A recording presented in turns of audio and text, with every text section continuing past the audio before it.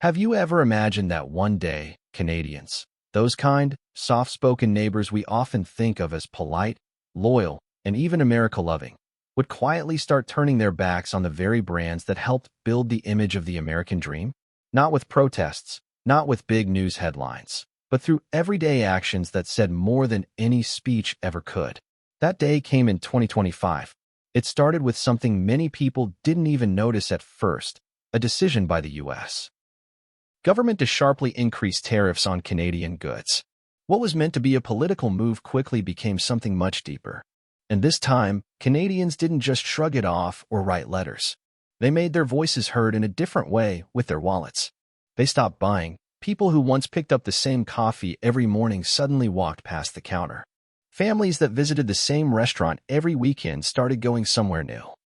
People looked at the Made in the USA label and quietly put the item back on the shelf. This wasn't a social media trend. It wasn't organized by activists. It was organic. It was silent. And it was powerful. And the companies? They noticed.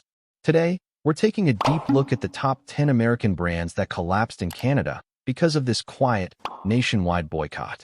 Some of these names will shock you. Some might be a part of your daily life. But as we count them down, you'll realize something.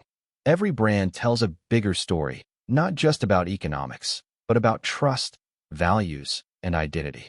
Let's begin with a name that once felt untouchable, yet was the first to fall when people decided they had had enough.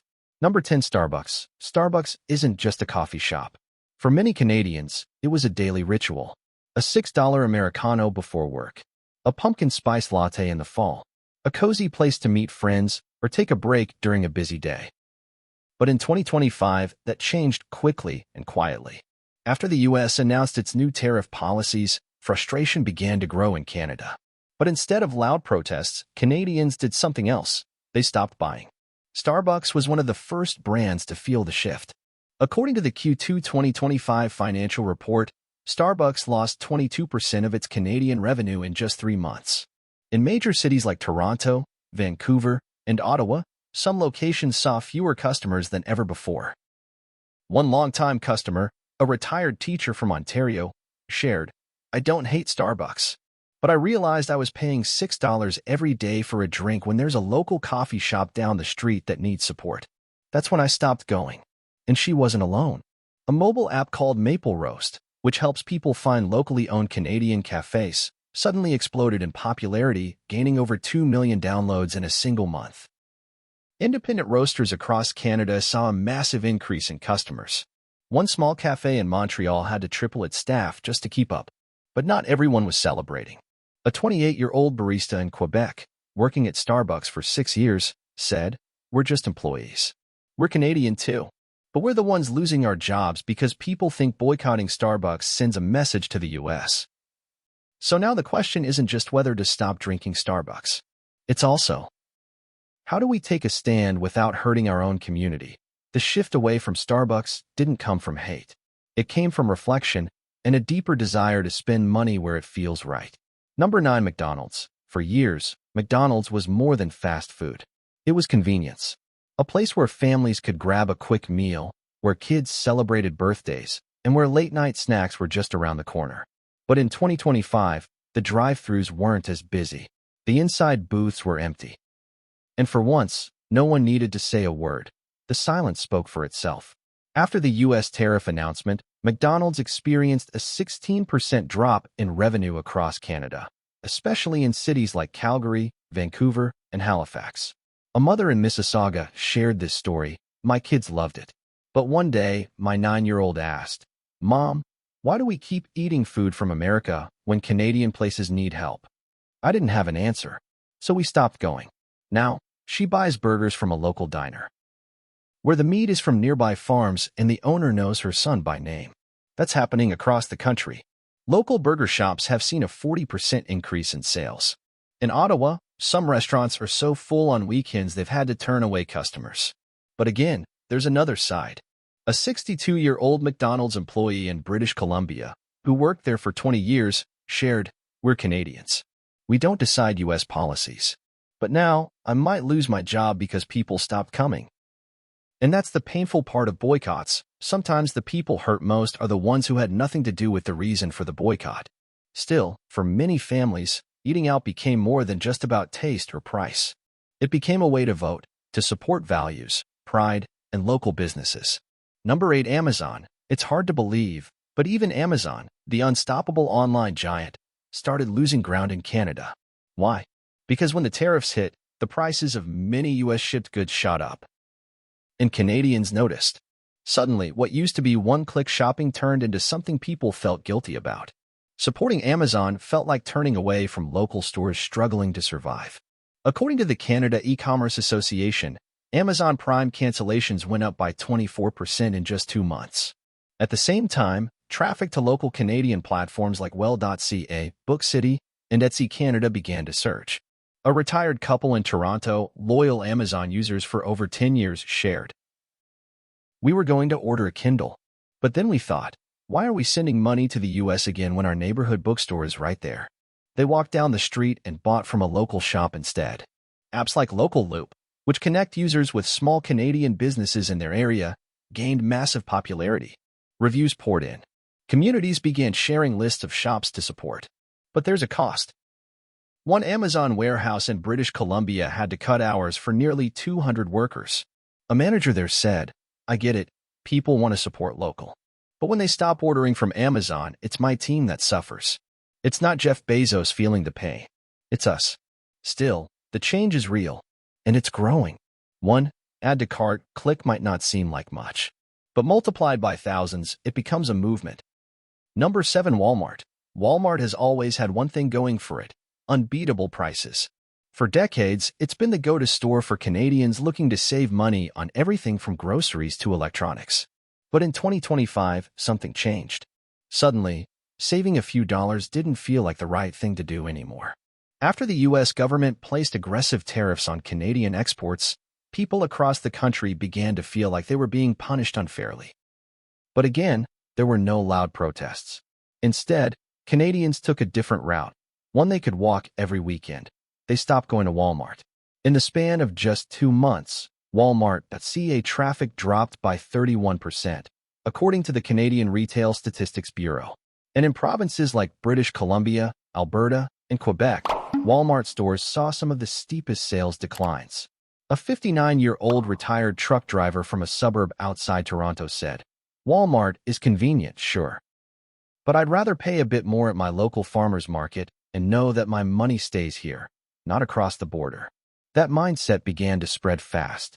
On TikTok and Instagram, a movement called Shop Canadian First started gaining momentum. People began sharing their favorite local alternatives, from supermarkets like Metro, Loblaws, and No Frills, to weekend farmers markets and neighborhood convenience stores. Some small grocery stores in rural Ontario even reported record-breaking weekend sales, so much that they had to double their staff on Saturdays. An app called True North Market, which helps shoppers find Canadian-owned stores and farm-fresh produce nearby, surpassed 1 million downloads in under 60 days. But not everyone welcomed the shift. Number 6. Coca-Cola. Coca-Cola is more than a drink. It's been part of Canadian life for over 100 years. In backyard barbecues, hockey arenas, school vending machines, and movie nights. But in 2025, that familiar red can started disappearing. Not because the taste changed, but because something deeper shifted: trust. In the wake of the trade dispute, Canadians looked around and began asking hard questions. Why are we still drinking this?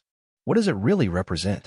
And just like that, the Coca-Cola boycott began, quietly, but effectively. Sales dropped by 27% in Q2 2025. Local restaurants, theaters, and college campuses started replacing Coke with Canada Dry, 1642 Cola, or even small-batch craft sodas made in Nova Scotia and Prince Edward Island. A restaurant owner in downtown Halifax shared, "Nobody came in demanding we stop selling Coke. But we noticed customers weren't ordering it anymore. So we tried Canada Dry. Sales went up. That told us everything we needed to know." Even a university in Vancouver made headlines when it replaced all of its campus vending machines with local drink options. The Student Council issued a short statement: "It's time to invest in brands that invest in us." Coca-Cola scrambled to recover. They launched a Canada-exclusive Northern Lights edition, complete with a red maple leaf and a hint of maple syrup flavor. But for many Canadians, it felt like a marketing trick, not a real gesture. In Montreal, some upscale restaurants began printing a simple note on their menus: "We do not serve Coca-Cola. We support Canadian beverages." Number 5. Nike. Nike. A name known across the planet. More than a brand, it's an icon. A symbol of determination, ambition, and inspiration. But in 2025, something strange happened. Young Canadians, once proud owners of Jordans, Air Maxes, and Dunks, began turning away from the swoosh. Not in anger, but with disappointment. Nike sales in Canada dropped by 18 to 22% in Q2, especially in Ontario, Quebec, and BC. Why? Because people began to feel that "just do it" no longer included them. A sneaker collector in Toronto, age 25, said, "I used to spend half my paycheck on Nike drops. But now it feels off. Like I'm feeding a system that's ignoring what's happening to my country." So he switched to a local Vancouver-based company that recycles plastic from Canadian beaches and turns them into stylish sneakers. He doesn't get as many compliments on the brand anymore, but he feels proud wearing them. An app called TreadRight, designed to rate fashion brands based on ethics, sustainability, and support for local economies, surged to 800,000 downloads in just 6 weeks. Even high school students began asking their schools to support Canadian athletic brands in uniforms and gym programs. But it wasn't just consumers. Some retail stores in Montreal and Toronto began reducing their Nike stock and increasing space for Vessi, native shoes, and other homegrown alternatives.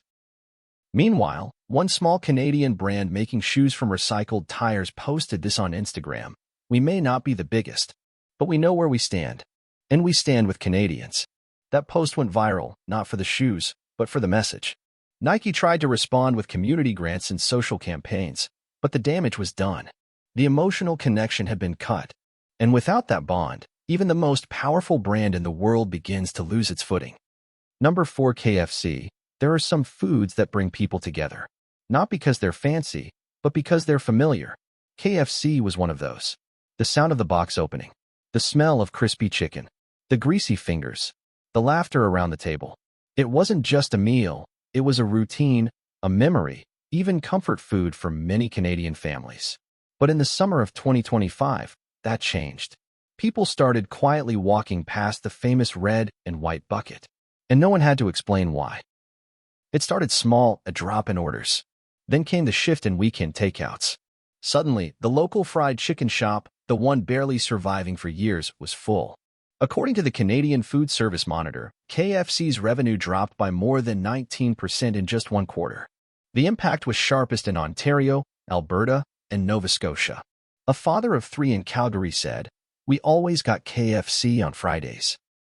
But once I saw our neighborhood's local chicken place was almost empty, I told my kids we'd try something new. They liked it more, and now it's our spot." Restaurants like Mary Brown's, Chester's, and even No Name, family-run chicken shops began booming. One tiny place in Halifax had to close early every day, not because business was bad, but because they sold out before 6 p.m. To help people make the switch, Canadians started using an app called Local Bites, which helps users find independently owned food joints nearby. Between May and July 2025, searches on that app rose by 540%. Number 3. Budweiser. If there's one brand that's been part of Canadian celebrations for decades, it's Budweiser. Hockey night, long weekends, backyard BBQs, fireworks. It was always there. Cold, fizzy, and wrapped in red, white, and blue. But in 2025, something else happened. People still gathered, still laughed, still raised glasses. But those glasses no longer held Bud. It wasn't loud or dramatic. It started with people walking past it in the beer aisle. Then friends started bringing local brews to the cookout instead. According to the Northern Brewer Alliance, Budweiser lost 28% of its Canadian market share in just 3 months. That's not a dip, that's a collapse. In places like Halifax, Montreal, and even Calgary, local breweries took over. Names like Moosehead, Steam Whistle, Red Racer, and dozens of tiny craft beer makers suddenly exploded in popularity. A longtime beer distributor in Manitoba shared, "I had a 12-year contract with Bud, but when stores stopped ordering, I had to pivot fast. Now I work with a small Quebec brand. It's different, but at least people are still buying." Small bars began hanging signs that read, craft beer only. Proudly Canadian. Even in national parks and events, local brewers were being invited to replace imported ones. And this wasn't just about taste. A 34-year-old bartender in Vancouver said, "People ask what we have that's local. They're looking for connection now, not just flavor." So what happened to Bud? It didn't get worse. But the feeling changed. That cold can that used to symbolize fun and freedom started to feel like a stranger, like something that didn't belong anymore. And once that feeling sets in, it's hard to sell, no matter how cold the beer is. Number 2, Harley-Davidson. This one hurts the most for some. Harley-Davidson isn't just a motorcycle. It's freedom on 2 wheels. It's the open road. It's rebellion. It's independence. It's the roar you hear before you see the bike. Canadians loved it, worshipped it, even. For many, owning a Harley was the dream. But in 2025, even that dream took a hit. In just a few months, Harley-Davidson's Canadian sales dropped by more than 35%.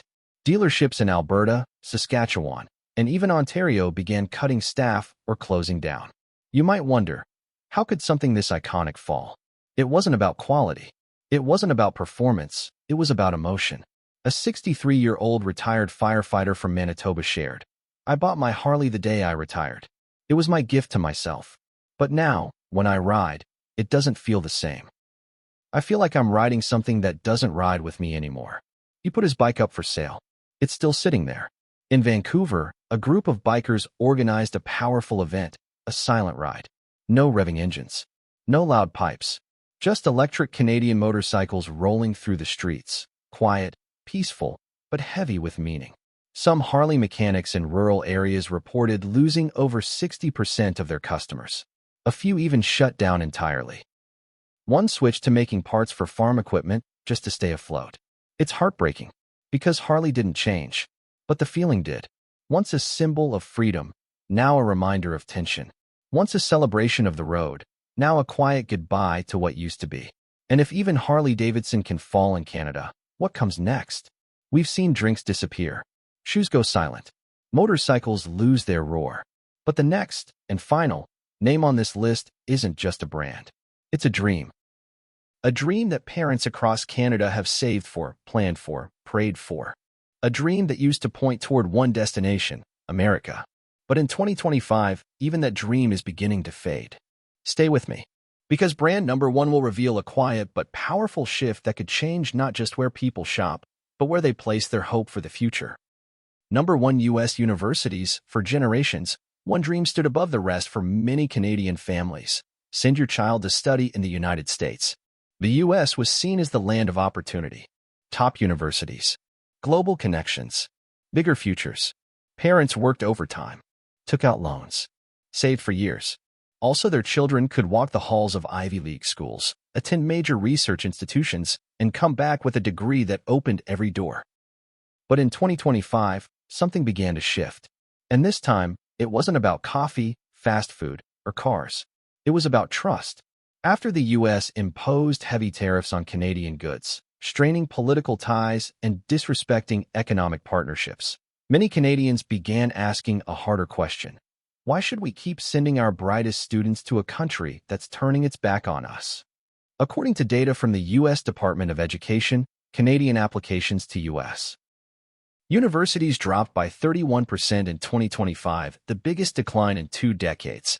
At the same time, applications to schools in the UK, Australia, the Netherlands, and even top Canadian universities surged. Parents didn't make a fuss. They didn't shout or protest. They just changed their plans quietly. One high school counselor in Toronto shared, "I used to help students apply to 10 or 15 U.S. schools. Now, they're applying to McGill, UBC, Waterloo, and looking at Europe instead." Study abroad fairs in Vancouver and Calgary saw more booths from Dutch and Australian institutions than from American ones for the first time ever. A mother from Ottawa, who had dreamed of her son attending NYU, said, "We looked at the cost, the politics, and how we were being treated.